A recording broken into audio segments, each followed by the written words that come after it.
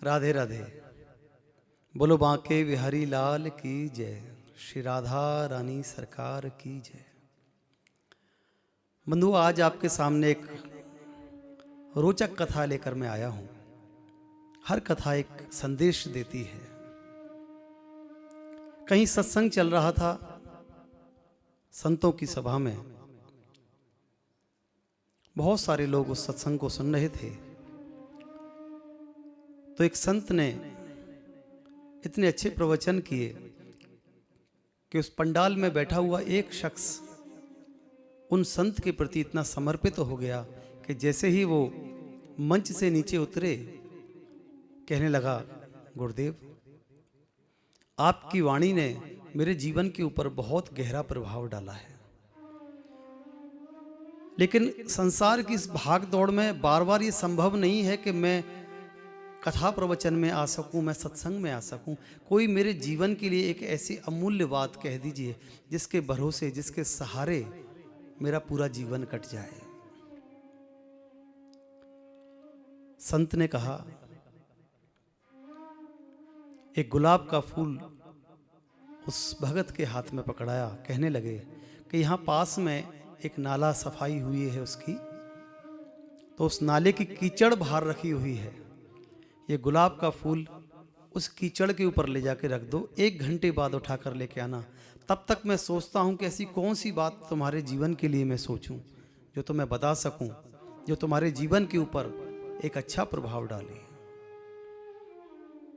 वो भगत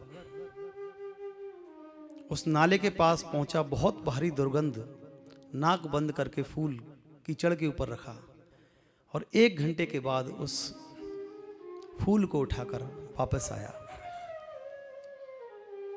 संत ने कहा कि इस फूल को सूंघ कर बताओ कि इसमें गुलाब की सुगंध है कि कीचड़ की बदबू है।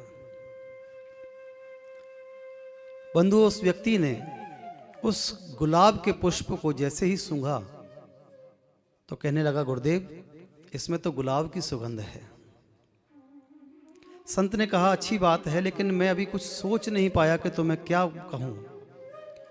यहां पास में एक मिठाई की दुकान है और उस मिठाई की दुकान पर एक जो तुम्हें सबसे प्रिय मिठाई हो, उस मिठाई को लेना और ये गुलाब का पुष्प उस मिठाई के ऊपर रख देना और 1 घंटे बाद लेकर आना।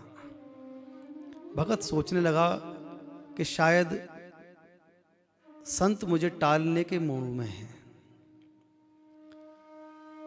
हलवाई की दुकान पर गया, एक मिठाई का पीस लिया और उसके ऊपर वो गुलाब की पंखुड़ियां थी, जो गुलाब का फूल था, वो रख दिया।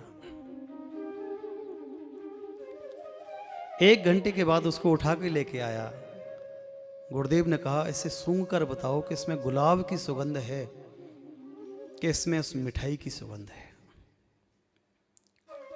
उस व्यक्ति ने गुलाब के उस पुष्प को अपनी नासिका से लगाया तो कहने लगा कि गुरुदेव, इसमें गुलाब की ही सुगंध है। संत कहने लगे कि तेरे जीवन के लिए जो सबसे अमूल्य बात है और जो पूरे जीवन में तेरे लिए काम आएगी, वो यही है कि कभी संसार की बुराइयां देखकर, संसार का मैल देखकर, संसार की कीचड़ को देखकर कभी उसमें फंस मत जाना, और कभी संसार के वैभव को देखकर, संसार के इस आनंद को देखकर, संसार की इस मोह ममता को, मोह माया को देखकर और उससे आकर्षित होके उसमें भी मत फंस जाना। कहने का अर्थ ये है कि जिस प्रकार से चाहे कीचड़ पे रखा, चाहे वो पुष्प मिठाई के ऊपर रखा, लेकिन उस पुष्प ने अपनी सुगंध नहीं छोड़ी। इसी प्रकार से संसार में आकर अपनी सुगंध बिखेरनी है। ना इस संसार की कीचड़ की बदबू का कोई अपने ऊपर प्रभाव पड़े, ना कभी इस संसार की सुगंध का, इस संसार के झूठे वैभव का हमारे ऊपर कोई फर्क पड़े। अगर जीवन ऐसा बन जाए तो सच मानिए कि वास्तविकता में उस जीवन को ही हम दूसरा नाम देते हैं संत स्वरूप। ये संत स्वरूप के ही लक्षण है कि संसार में रहने के बाद भी संसार का अच्छा हो या बुरा कोई प्रभाव उनके ऊपर नहीं होता। वो जैसे हैं अपनी मस्ती में मस्त, जैसे हैं अपने आनंद में आनंद, जैसे हैं अपने ईश्वर की आराधना में मस्त हैं तो मस्त हैं।